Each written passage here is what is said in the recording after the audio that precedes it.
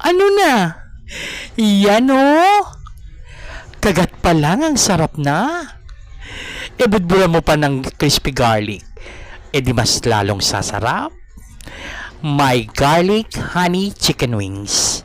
Let's start cooking. So we marinate the chicken wings, guys. Crispy fry, 2 eggs, ground black pepper.